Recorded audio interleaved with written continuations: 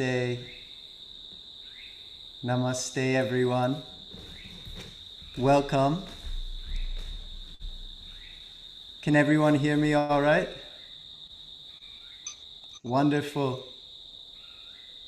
Thank you so much for joining us yesterday for that incredible initiation into the 9 nights of the goddess and Ritika's incredible experience of that through Kriya, through authentic Himalayan Tantra, which allows us to have the visceral experience of the goddess.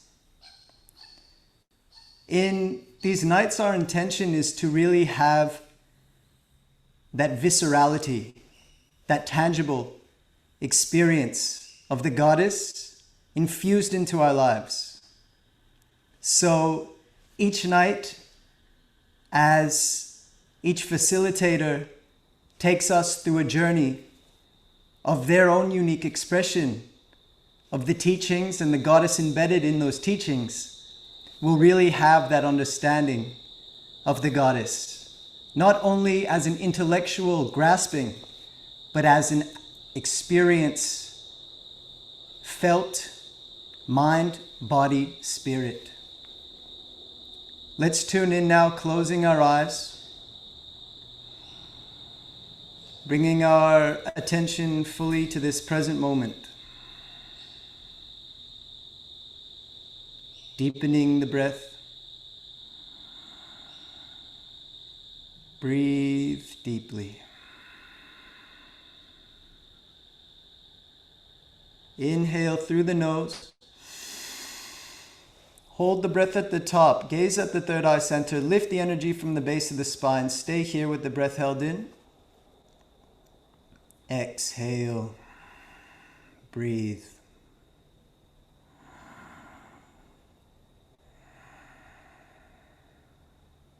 Again, deep breath in through the nose. Hold at the top, Agya Chakra, third eye center. Lift the energy from the base of the spine. Stay. Exhale. Last time, inhale deeply through the nose. Hold at the top. Stay.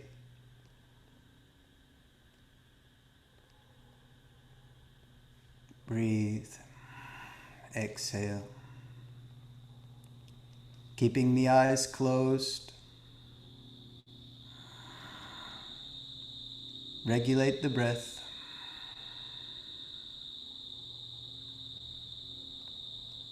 And we invite you to bring your hands to your heart in Namaskar, to set an intention for our time here together.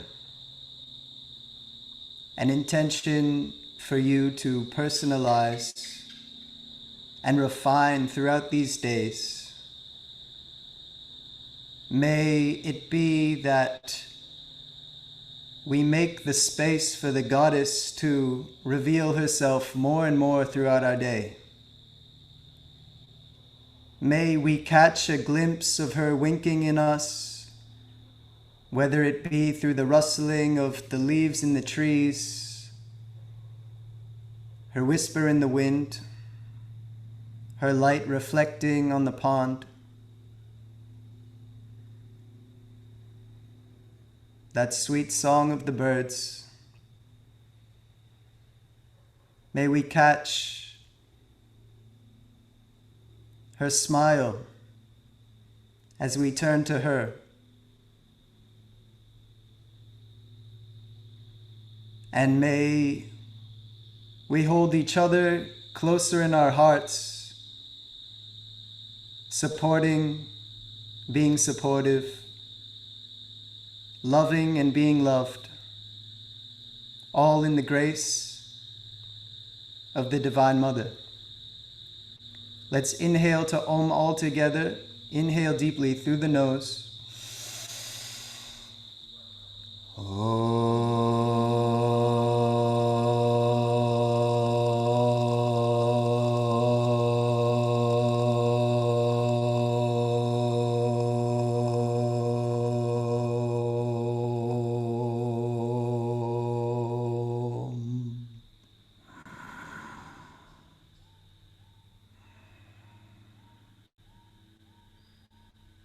anchoring our attention. Slowly opening the eyes and coming into this space. Welcome everybody.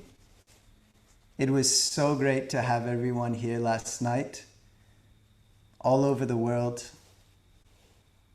New Zealand, Fiji, England, Canada, South Africa, Mexico, Spain.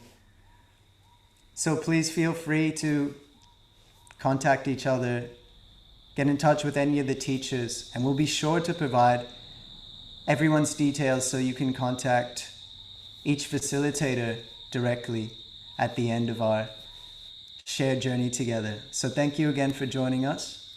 Tonight we have Dylan Smith, who is here from Sydney, an incredible master practitioner of the Ayurvedic science, such a crucial and integral part of the yogic heritage, an essential limb to the yogic teachings. And Dylan is an incredible practitioner who practices with such reverence for his clients, for his work, for his understanding, for the whole herb kingdom and queendom that he works so closely with.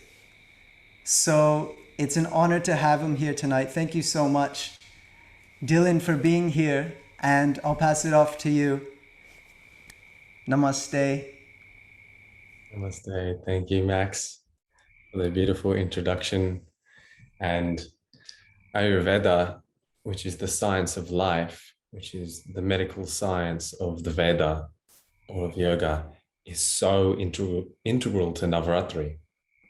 Navratri, these 9 nights, is said in Ayurveda to be the most important festival in the whole Vedic calendar. And if anyone's not been to India, they know that every year, every day is a Vedic festival, basically, especially in this coming month, in November.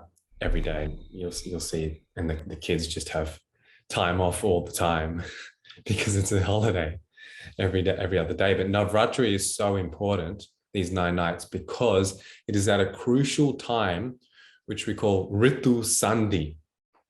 So Ritu means season, and Sandhi is the transitioning period.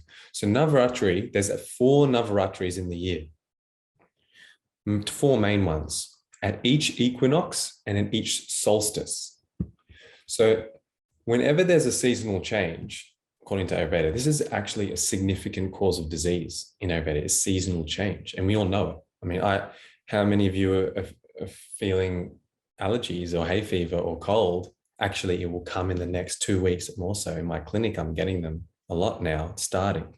But especially at Navratri, you look at the trends, the cold and flu incidents around the world, and they come more at Navratri because seasonal change is a significant cause of disease. Don't underestimate it, and don't think that we can really insulate ourselves from the environment, outside environment, and not get affected. Even if you have the best indoor equipment and architecture and building supplies, the environment, which are the Mahabhutas, they influence you highly.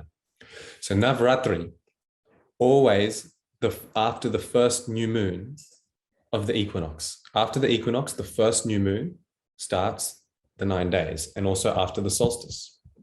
The 2 main Navratris are the 2 equinox Navratris. And even the most main one is this Navratri, why we are doing it. This is we had the new moon 2 days ago, and then starts these 9 days. Now, we are worshipping the goddess, we say, but what actually is goddess? What is goddess consciousness? How does that consciousness state of goddess or mother divine or the divine feminine express herself in our lives? One of these expressions is through time, is through rhythms. Like these seasons are the goddess. You look at an equinox, an equinox is when the day and night are equal. It's when the sun crosses the celestial equator and it makes the equal night and day. And this is the time when things are moving fast, right? This is why people are getting sick. But in Ayurveda, Navratri And I'm glad I'm on the second night here, because you get a chance to utilize this Navratri energy to move things in your physiology, because Shakti, divine feminine, moves. These are the things, when things are moving, stuff is changing. You may feel it in these 9 days. You may feel it in these collective sessions as a group. So Navratri are the 9 days to actually restore, cleanse and restore the body. And typically you'll see in India, people are fasting, doing some sadhana, doing some program, or doing something different. They're interrupting their pattern. Navratri is a time to interrupt your patterns, interrupt patterns that no longer serve you. Utilize this significant change in the environment, in the planets, in the stars, where the sun is affecting this equinox. If you don't utilize it, you get sick. Not, of course, not necessarily, but that's why people get sick at these changes. So to typically eat light, and that you want to do more of your practices. And we'll go into more of that later, of things you can do and suggestions on that. But this is the summer, the summer solstice, the winter solstice, the spring equinox, the autumn equinox. These are all polarities. And this is I'm going to read you a quote which expresses Mother Divine in these rhythms of nature. And the quote's from Joseph Campbell. It says, "The goal of life is to make your heartbeat match the beat of the universe, to match your nature with nature, capital N." So this is the goal of life, is to align with these rhythms. This is Shakti, these rhythms. This is Mother Divine expressing herself. You know, this is a time to shift out of this masculine mindset of, cleverness and rigidity and do it like this, exclusive masculine mind, but rather shift to the intelligent feminine, to the inclusive feminine. Like, for example, with mantras, like you can see a simple Dhanvantari mantra, which is the Ayurvedic mantra, which is Namami. We'll do the masculine. Namami Dhanvantarim Adi Deva Sura Sure Vandita Par Padmam. That is like what the pundits will chant, the masculine pundit. But the feminine way to express that would be Namami Dhanvantarim Adi Devam Sura Sure Vandita Para Padmam Loke Jeraruk. So this is feminine, this is Shakti, this is that flow, this is that rhythm. Masculine is intelligent. I'll give you another example, is herbs. We said the queendom. So Navratri, a time to shift your diet. It's so important to change these patterns, give your body a change so that it can metabolize any imbalance in the physiology, particularly the digestion. So for these 9 days, what you can do is go forage, learn to forage, because you take your typical vegetable. Say you buy spinach from the store. This is cultivated spinach grown in a farm, very masculine. We grow this spinach, we put it in a line, and we do it by time, and we feed it this pesticide, or we feed it this organic fertilizer, harvest it, done. But wild foods and wild herbs is feminine. It's wild, it's growing everywhere. It's like today's expression of goddess is Brahmacharini, which is Uma. And you'll see Uma with this like long wild hair. She's a wild woman. She's so wild that what she did this today's, each night of Navratri expresses a form of Durga, and today is Brahmacharini, who what she did is she wanted to be with Shiva. She wanted to be his Shakti, his counterpart. So what she did is, but Shiva wouldn't pay attention to her. Shiva was just wanting to do sadhana. That's what Shiva does. He just wants to meditate all day. And the only way that Brahmacharini or Uma could get with Shiva, could be his Shakti, was to go to meditate. So she did this intense sadhana, this intense meditation, because that is the only way she could attract Shiva, if she entered the field of Shiva. So she went to the Himalayas and did this very strong sadhana, this meditation, and everyone was saying, don't do it. You're going to go so deep that we're not going to be able to bring you back. So they said, come back, come back. That's why Uma. That's Uma means come back. Uma, come back, don't go. And she went to this deep meditation, and she eventually went there and attracted Shiva as she was Parvati. So Brahmacharini is this, it's the ascetic, it's the Brahmachari, it's that aspect of divine feminine that is so devoted to spiritual practice and sadhana and going inward. So this is a time, these 9 days, to go more inward within yourself, interrupt your regular patterns, shift your diet, shift your lifestyle. If you eat meat, maybe do 9 days no meat. For me, I'm doing no grains for 9 days, because grains is that starch. We want more sattvic, more, even I'm going no root vegetables. And you do according to your own, because root is again that tamas, it's that more heavy darkness. I'm only going above ground vegetables to have that more light, and as much wild foods as foraging as possible to get that shakti, because that wild, it grows everywhere in diversity. Shakti is dynamism. It loves to interrelate with other things, but the masculine, straight line, straight edge, pinpoint, destination. Even how you approach Navratri. You don't want to approach it like Navratri is one event, 9 days, I'm going to do no grains and no legumes and wake up every day at 3 a.m. and do this and boom, boom, boom. That's masculine. We want to be that feminine and see Navratri as this particular Navratri. If you're in Australia, the equinox for the autumn. If you're in the Northern Hemisphere, spring. Spring in Australia, autumn elsewhere. And that's paving the way for the next Navratri, which is the solstice. So don't think you have to do it all in this 9 days. If you're learning this for the first time, this is your first Navratri, or this is another Navratri which you've done already, but a different way. And this is going to create the next Navratri and the next Navratri. And each 4 seasons, you are aligning with these rhythms. This is Shakti. This is Mother Divine. Is that all inclusiveness? Masculine is not inclusive. It's just, let's do this, one single event. So that's why I'm happy to be on this second day, so that I hope today you can take your own intention wherever you're at in your diet or in your program, your sadhana, your practice, whatever your daily routine, and do something different these 9 days.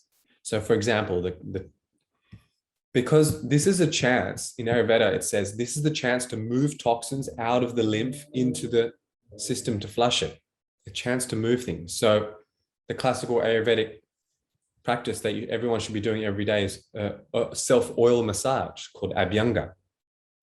So maybe some of you do it here and there once a week, or maybe you've never done it. Maybe you do it a few times a week. These 9 days is a time to do it every day. You just say, these 9 days, I'm doing this every day. You know, for me, something that I don't do every day is eye drops. It's also part of the Ayurvedic daily routine, but I don't do it every day because, you know, it's a bit stings, but these 9 days, I'm doing that every day. So that's for me. So what's for you? You can, maybe it's doing meditation twice a day if you're not doing it every day.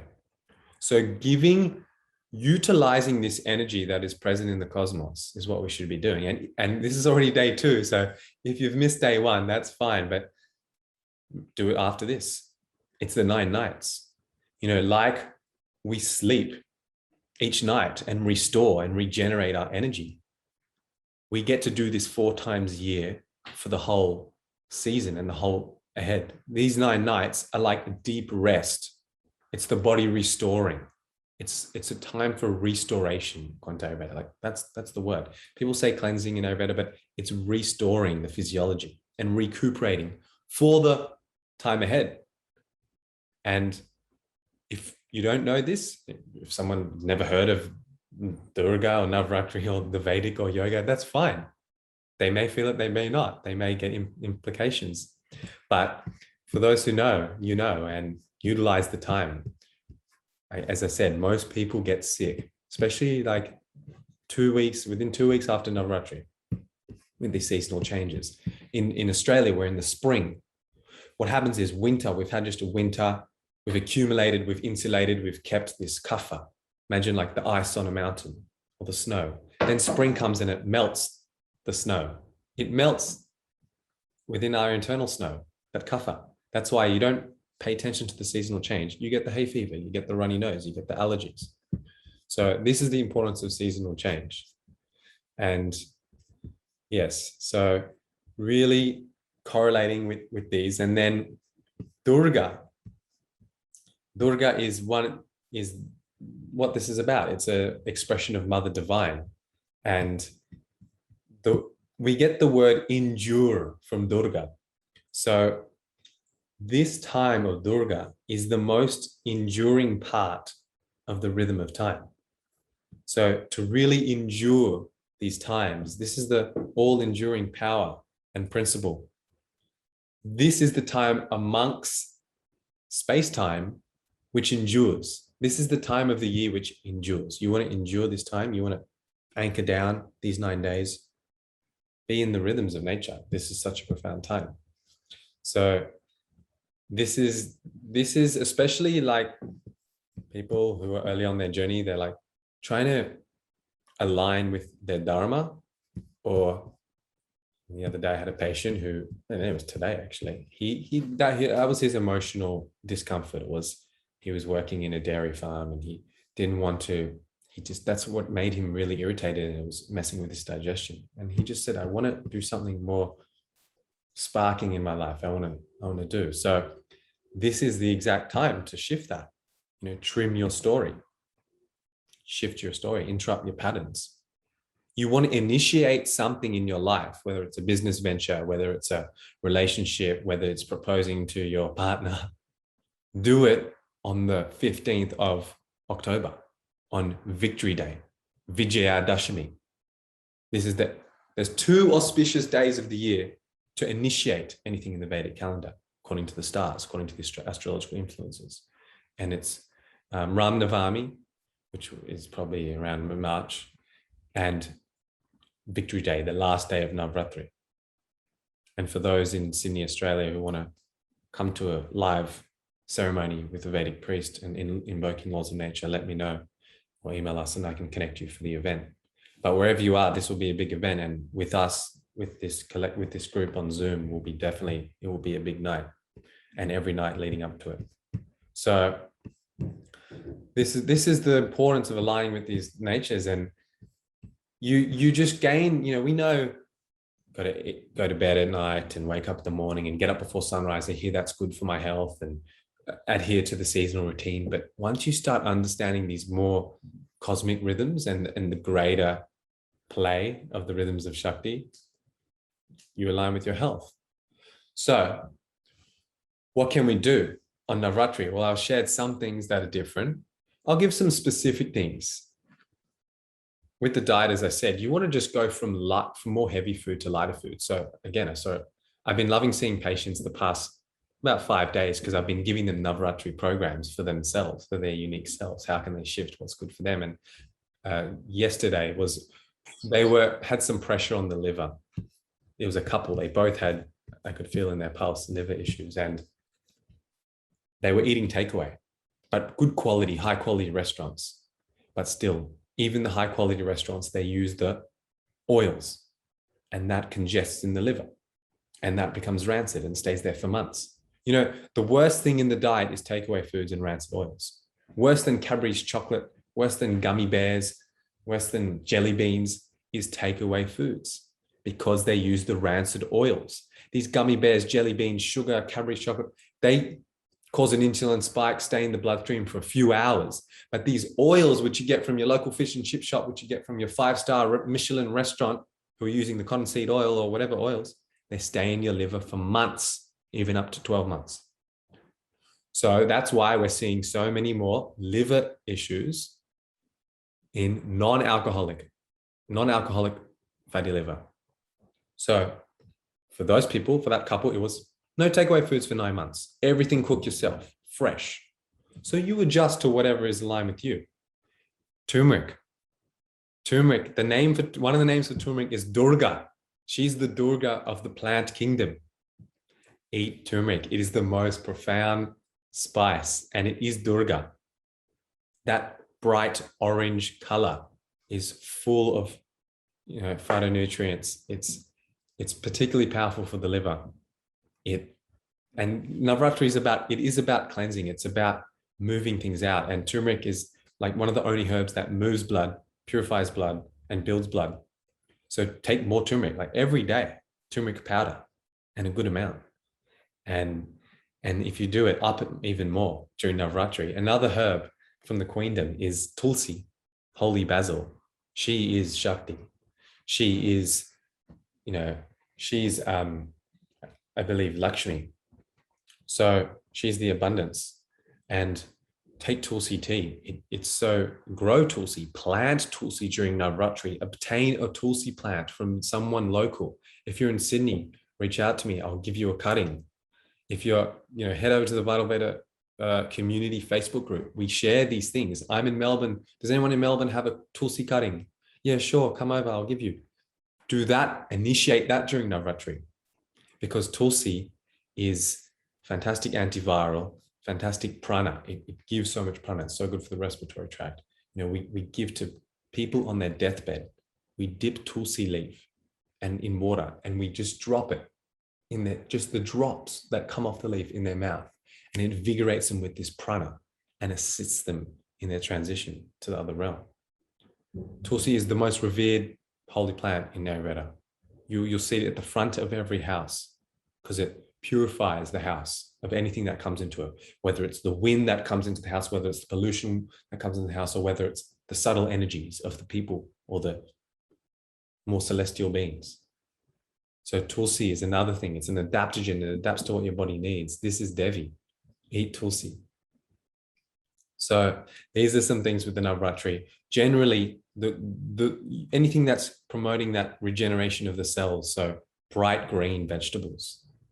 For the first time, and I'll admit, just to share with you, like last time I also did this restorative cleanse, and I tried to do only vegetables, but I didn't. This year, so far, 2 days in, we're doing it. But we'll see, where you're at, wherever you're at in your diet. And, not to be rigid. This is not masculine. This is Mother Divine. So these are some herbs to implement. Brahmi, if you can get as well. Ghee is so fantastic. Eating ghee in your diet, it's lipophilic. It pulls the toxins in the GI tract and then flushes it. Taking herbs like Shodhanavati every night to purify the physiology, the 9 nights. And if you want to do a cleanse, like a more stronger laxative, you can do, like the short home cleanse, vital short home cleanse, or a castor oil cleanse. If you know your Agni and you're, researched it, you can, or consulting someone would be the best, do a cleanse this 9 days and eat light. So this is it. This is Durga. This is Shakti. And yes, so I think these are the main things. Maybe we can, I don't know, Max, if you want to do questions or... Yes, I'd love to ask you a couple questions myself on for all of us. And then if anyone has some questions, please put them in the chat and we'll relay them to Dylan. So it's just such an incredible wealth of practical wisdom. I think that's really why Ayurveda has been such a pillar to yoga in these modern times, such an entry point. And so, Dylan, I want to talk to you about how to make Ayurvedic chai, because who doesn't love chai? Is there like a Tulsi chai we can make ourselves? I'm going to refer this to my partner, Soleil, who is talking on, you can say which night, because she's the master chai maker. So I'm sorry, but I will say you can make chai, tea, or you can just have hot milk, or just plain Tulsi tea. You can buy the Organic India brand. That's very good. And any of these drinks are good. You want to reduce calories, reduce that tamas. This whole Navratri is about moving from a state of tamas, which is inertia or trapped light, like that darkness. This is the first 3 nights is piercing through the tamas. And then the next 3 nights is the rajas. It's like agitated light. It's the light, at least it's not covered anymore, but it's a bit agitated. So rajas can be stimulating and a bit aggressive and fiery. And then comes that pure light, which is boundless, and the sattva. So similarly with the food for these 9 days, we want to shift more towards a sattvic diet, which means basically more light. So fasting, but fasting is so dynamic. It doesn't mean no food. It doesn't mean only water. It doesn't mean there's so many ways to fast.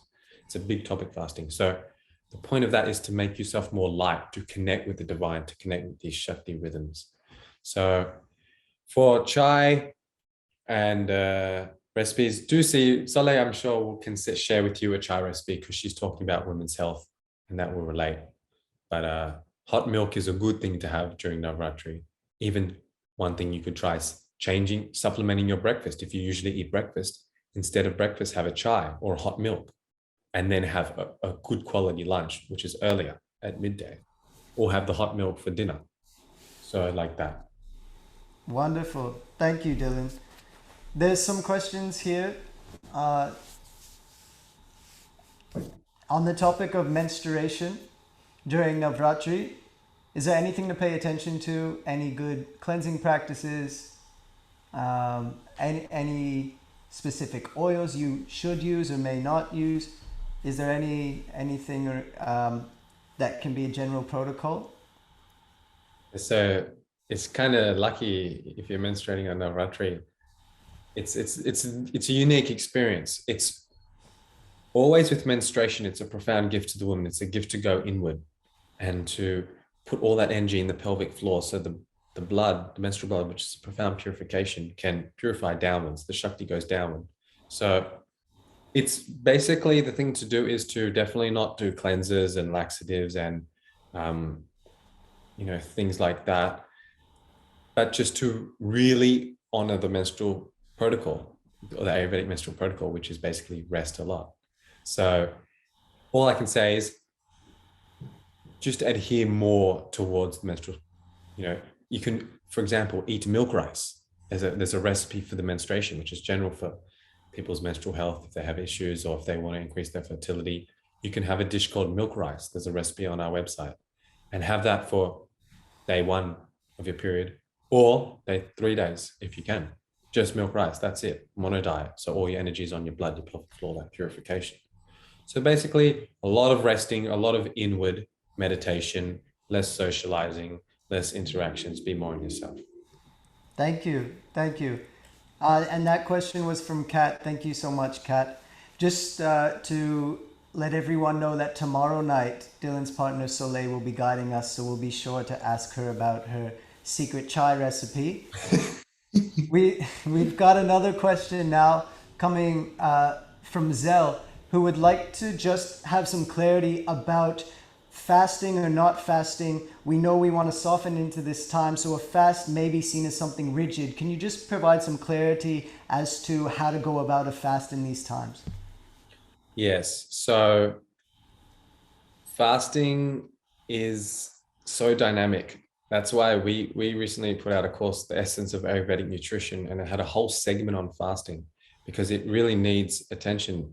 So one, you recognize correct, whoever asked the question, you should not strain. Fasting should not be strenuous. You can have a little discipline like Brahmacharini today, you need to put some little discipline, but eventually you shift your metabolic state where it's easy and it's not strenuous. As soon as you stress, for example, you shift out of that beautiful state to release the toxins from the fat cells. And generally the biggest hurdle to preventing someone from cleansing is stress. They hold on, they don't want to release anything.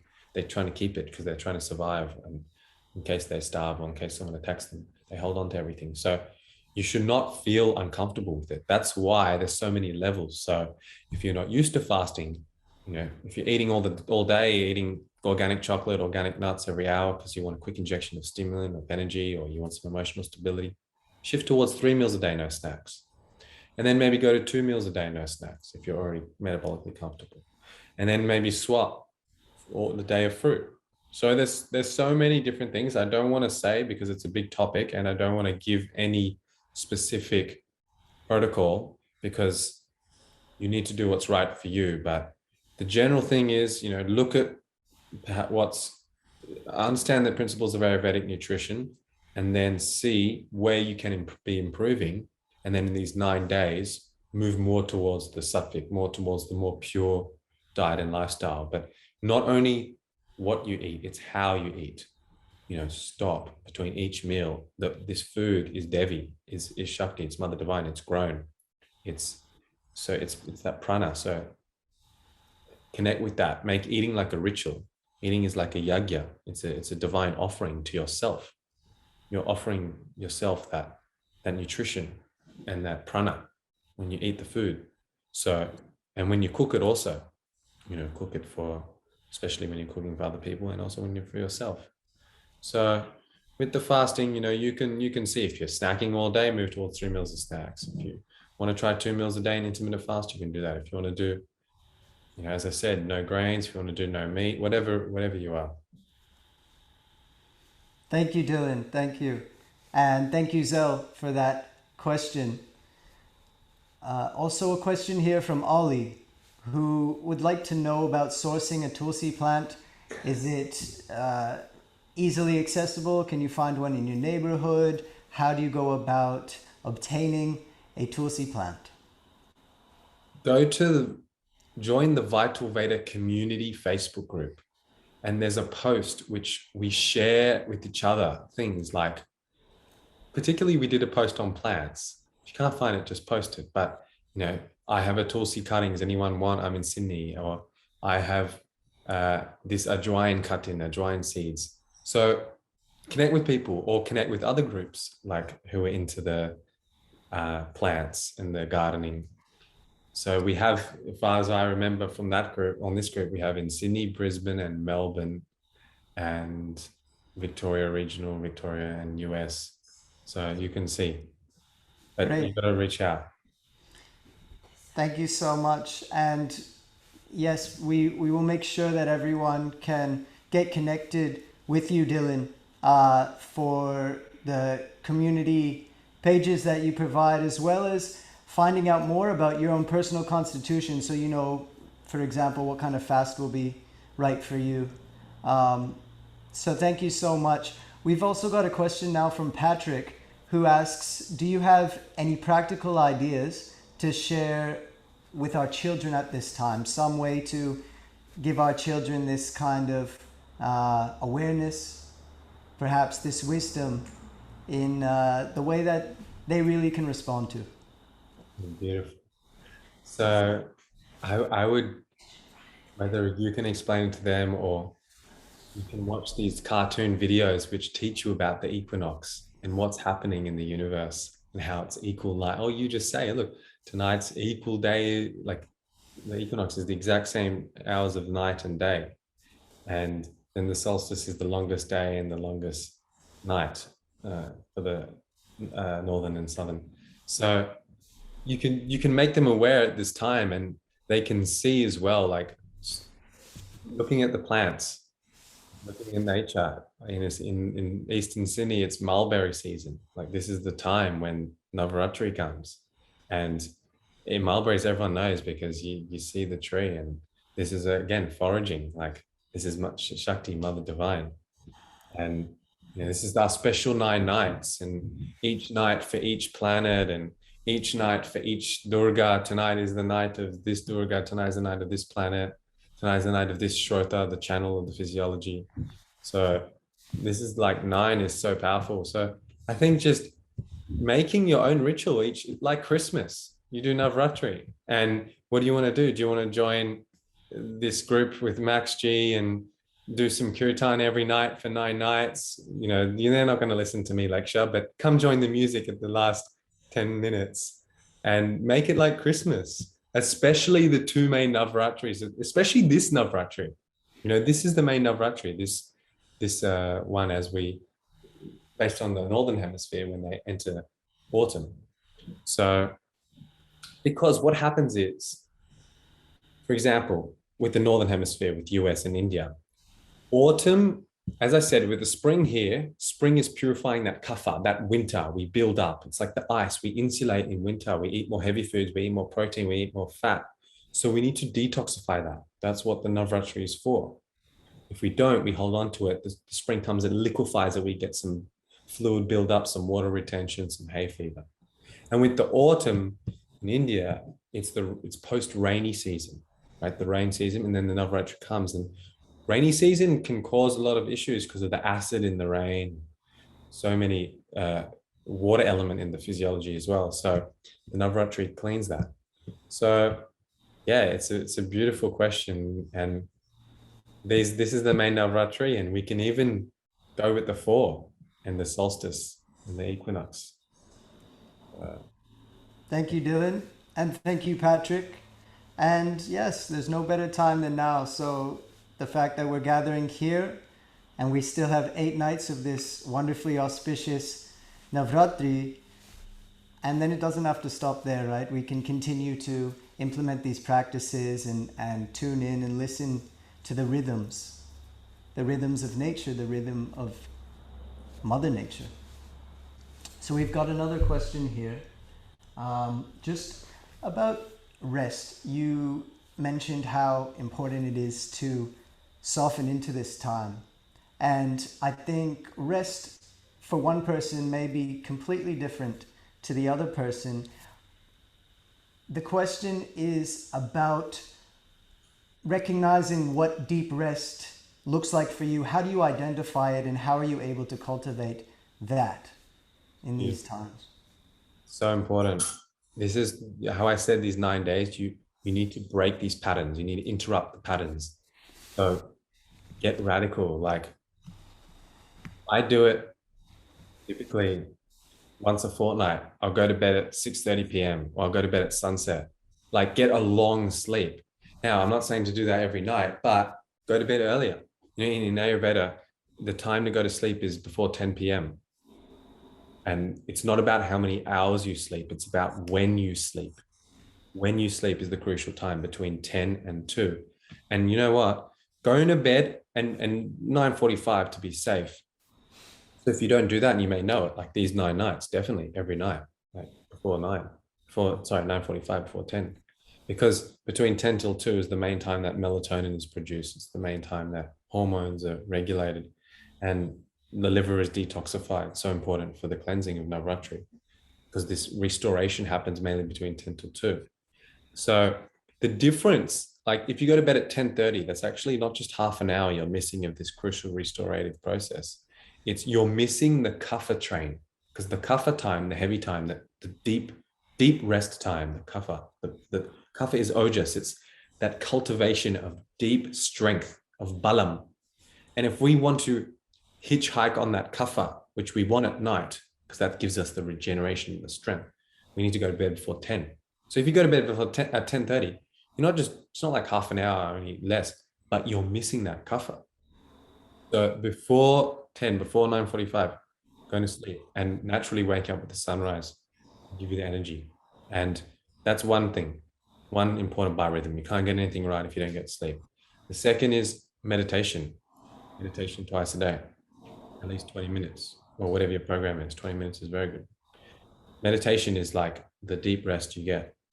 It's like we sleep, we eat, we brush our teeth. We also have to bring our mind to a de-excited state and experience that unified field, which is our baseline. Like we eat and sleep, brush our teeth, do it. And regenerate that way. That's the most profound way to regenerate. They did studies on transcendental technique of meditation, and 20 minutes was like 3 hours of sleep and a shower. So doing that twice a day, a technique where you can transcend like that. And the third thing I'll share is to learn to feel your own pulse, because the pulse, the radial pulse, if anyone has seen a quality Ayurvedic practitioner, they may know that it's very much in Ayurveda, but the pulse reveals so much of your physiology. Like you see a good Ayurvedic doctor, like my teachers who are sharing on Navratri how to feel your own pulse. They feel your pulse. They will know your family history. They will know the mother's side and your father's side of your medical history. We don't speak to you before we feel your pulse. We just feel the pulse. So the pulse has so much information, and we connect to these deep, subtle layers of consciousness. And when you feel your pulse, it's restoring the body, because everyone has the memory of perfect health, of balance. Like you were once perfectly healthy as a baby. And even if you were born maybe with a missing organ or some defect, you still have the memory of perfect health. And one of the ways to enliven that memory, to remind the body, to feel your pulse, because that place of perfect health is there. And it's a self-referral technique. It enhances your ability to refer to your self, capital self, big self. So that is one of the other things you can do this Navratri. And we're doing it tomorrow at 12:30 p.m. Sydney time. And then the following week, once you practice and feel more, we will give them more, my teachers who are world-renowned masters of pulse diagnosis, again, doing this for the first time due to the coronavirus, because we cannot do the healing, can't go to India, can't get the herbs, much harder to get. So they're giving this pulse method. So that's tomorrow, and you can see on the Vital Veda website, beautiful opportunity. And even if you can't do your time zone or anything, you can watch the recording. Everyone gets the recording. So those are 3 profound ways for rest. Wonderful. Thank you. A beautiful question, Naren, and thank you for such an incredible answer, Dylan. It's just such a wealth of knowledge, Ayurveda, like every limb of this wonderful tradition, it really is endless and allows us to continue to grow and personalize, refine, and expand with each new experience of this wisdom, because it really is that experiential wisdom. So, Dylan, I want to thank you so much for joining us. It's been a pleasure, and I know you're a big Kirtan fan, so is it all right if I play a bit of Kirtan? Absolutely. And before you do, anyone, we would love to hear what you do this Navratri, what you're changing. So we don't have a group forum for this, as far as I'm aware, but message on the following nights, put something in the chat, what you've been doing, or on the Vital Veda community Facebook group, or maybe Max, you can share the other way. People let's hear. People love to hear what you're changing, what you've done different. Wonderful. Yes, we'll be sure to do that, and that's a lovely way for us to continue to connect and celebrate. So thank you, Dylan. Thank you. That's the Vital Veda community page on Facebook, and we'll be sure to make sure we provide the places you can get in contact with all the teachers tonight and each other to continue this, so we can continue to support each other and deepen in this experience. So thank you once again, Dylan. An honor to have you here. And we look forward to hearing again from you soon, coming together to share in this wisdom. And for everyone who comes to the consultation, the pulse reading initiation tomorrow, best of wishes to you. And I know that'll be incredible with the Raju family, who are these world-renowned Ayurvedic practitioners, an incredible authority on Ayurveda for this modern time. So thank you, thank you, thank you. I'd like to bring my friend Josh up to play some kirtan with me. And the importance that we come to understand through kirtan is that when we're talking about the goddess, it's an ecstatic expression of nature, really. The way the flower blossoms and blooms, the way that the birds sing. Nature is ecstatic by its essential essence. So when we partake in kirtan, we are expounding that value into the field. We're rippling the field around us with Sanskrit mantra. And what we understand with this mantra that comes from an onomatopoeic language is that things sound as they are, right? So when we talk about connecting to the goddess, that value of consciousness that is supreme, it's something that happens in the motion, in the action, right? It's not something we have to wait for. It's something that we align to now. And so when we use Sanskrit mantras, calling upon that value, those onomatopoeic sound currents that hold that value, we see that in the chanting, that value is embedded. And so that bubbles up from inside, and we ripple our environment with that. These mantras fill our awareness, they fill our consciousness. And that value, as it's spoken out loud, starts to emanate and radiate through the outer world too, right? The inner and outer reflection, and the sheer chanting itself is the experience of the goddess. We don't wait until after the chant. The experience itself is within the moment. So we'll continue to look at kirtan as an integrated part of this practice. For now, let's sing.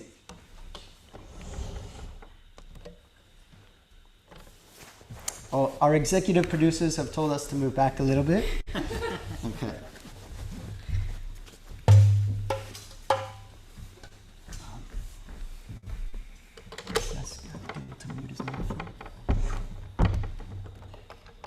So we'll ask everyone to please sing along, and we'll be sure to listen in.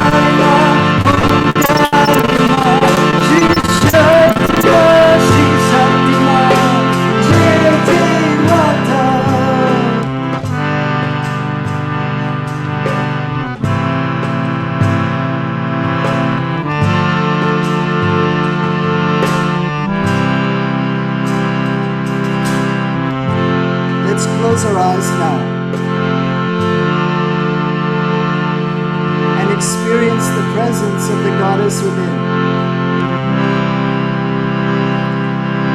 Allowing the mantra to ripple from a subtle pulsation into a thought, into an expression through words.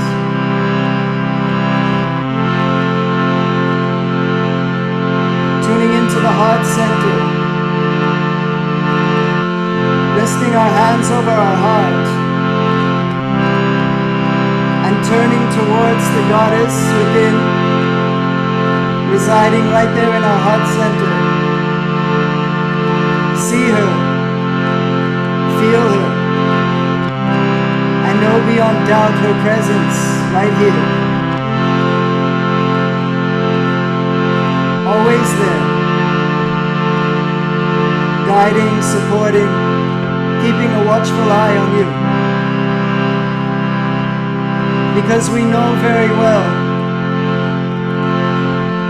that everything has always worked out. And the proof is right here. Look how far we've come. Look where we are in this moment, sharing this incredible journey together through time and space.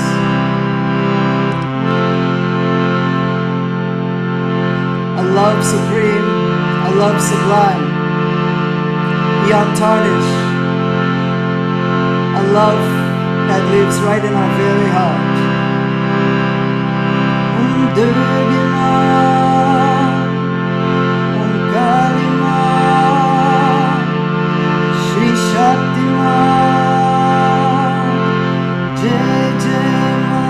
Sing with us.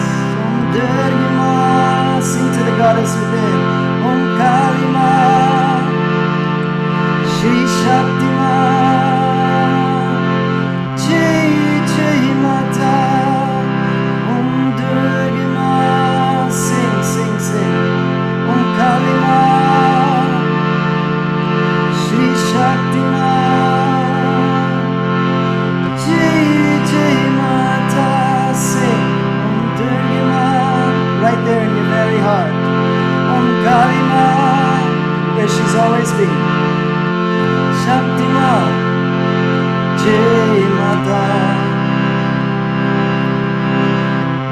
A love untarnished, a love supreme. Your very own, in your very heart.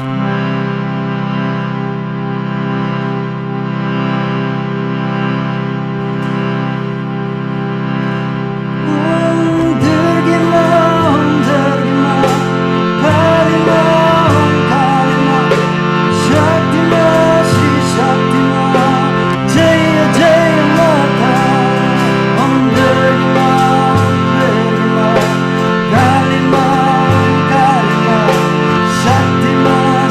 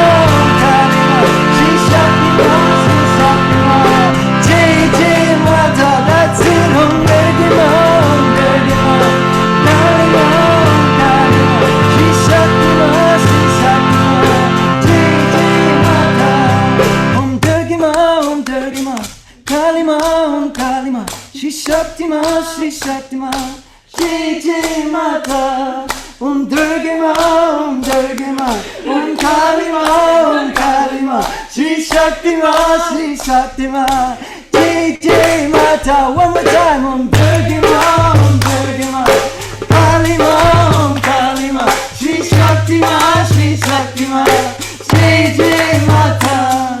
Om Durga Ma, Om Durga Ma, Om Kali Ma, Om Kali Ma, Shri Shakti Ma, Shri Shakti Ma, Jai Jai Mata. Jai Ma. Whoa, well done everybody. Let's bring our hands to our heart. Experience that presence, that unified intention, and that amplified vibration of healing in this coming together to celebrate that unity, that interconnectedness, to experience this life as a dance, this ecstasy of creation within our very being, to honor the rhythms and the cycles of nature, and to utilize it as a great friend, a great ally, a great gift, a great blessing. For all these moments in time are a great invitation of growth, spiritualizing, coming together, healing, and experiencing our own essential nature. As we tune into the Goddess tonight, we enliven that value within us. We honor her presence within ourselves and with all things. And with that slight turn of awareness, to witness her grace, we see her more and more. We know her closer and closer.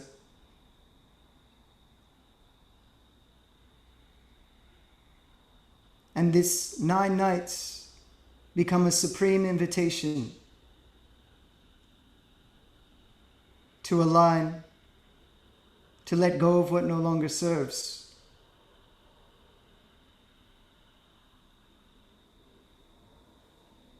So may we continue to hold each other close in our hearts, deepening into this wisdom together as we journey, knowing the Goddess through this wisdom, through these practices, through this technology of yoga, as a visceral experience. Have a most wonderful night, and thank you for joining us so much. Thank you, Dylan. Thank you, everyone. Please let us know how we can help you, and reach out in the chat with anything you'd like to share. At any time during these nights, we'd love to hear from you. And it's so lovely to spend this time together. So thank you. Namaste. Om Shanti Shanti Shanti. Hari Om Tat Sat.